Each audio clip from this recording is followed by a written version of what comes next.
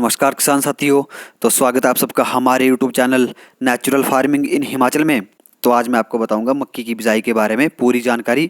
तो आजकल आपको पता है कि जो मक्की की बिजाई का जो है बहुत ज़ोर शोर से जो सेशन चला हुआ है, बिजाई का जो है टाइम चला हुआ है, क्योंकि अभी जो है इस टाइम जो है सभी लोग जो अपने खेतों में मक्की की बिजाई करते हैं। तो बहुत जो है मतलब जोर शोर से जो है सेशन चल पड़ा है मक्की की बिजाई का। तो हम मक्की की बिजाई कर रहे हैं आज हम अपने खेत में। तो आप देख सकते हैं खेत आकार में बहुत बड़ा है।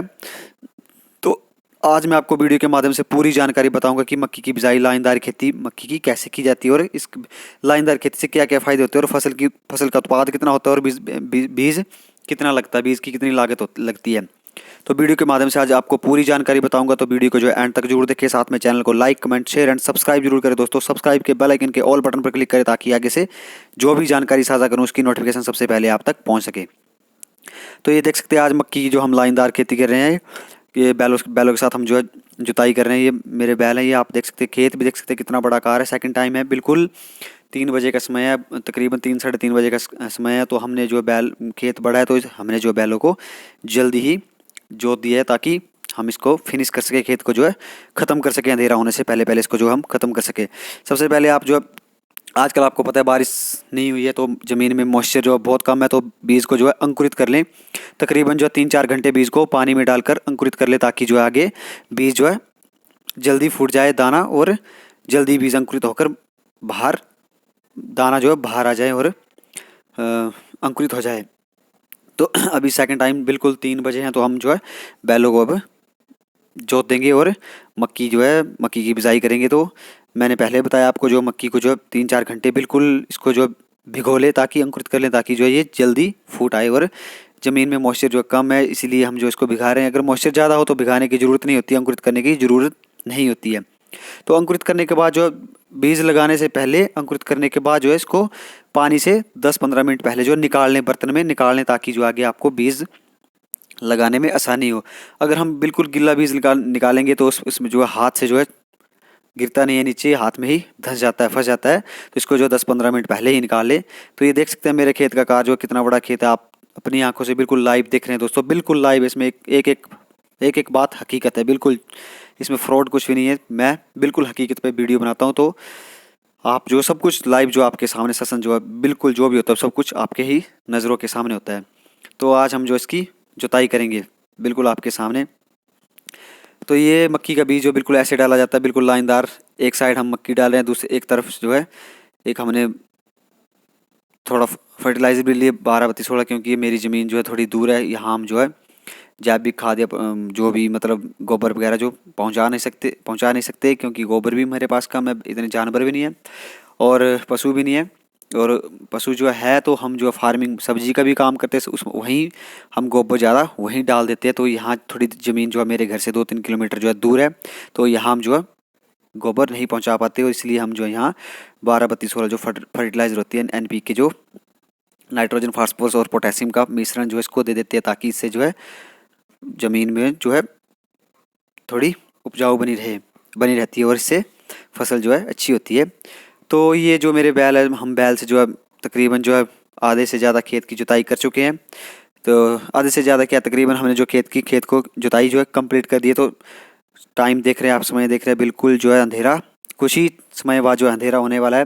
तो इसके बाद जो हम इसके ऊपर जो है जुताई कर दी, कंप्लीट कर दी। तो जुताई करने के बाद इसको जो एक हमारे पास एक अपना जो एक हथियार होता है, मतलब हथियार या जो भी आप अपनी भाषा में जो भी समझते हैं, हम इसको अब अपनी भाषा में इसको डा बोलते हैं ताकि इससे इसको देने से क्या होता है, एक लकड़ के आकार के हमने एक स्टिक लगाई होती है, डंडा लगाया होता है लकड़, और उसके पीछे एक जो है समतल जो है कड़ी का पीस या एक जो भी आप समझ सकते हैं, मतलब एक मट्टा लगाया होता है। उस मट्टे से क्या होता है कि ज़मीन को हम जो है बैलों से बांधते हैं और उसके ऊपर चढ़कर जो है ज़मीन मिट्टी को जो समतल करते हैं। और समतल करने से क्या होता है कि बीज जो है ढक जाता है, बीज के ऊपर मिट्टी आ जाती है और इससे जो है बीज को ढकना, मिट्टी में मिक्स करना बहुत ज़रूरी होता है।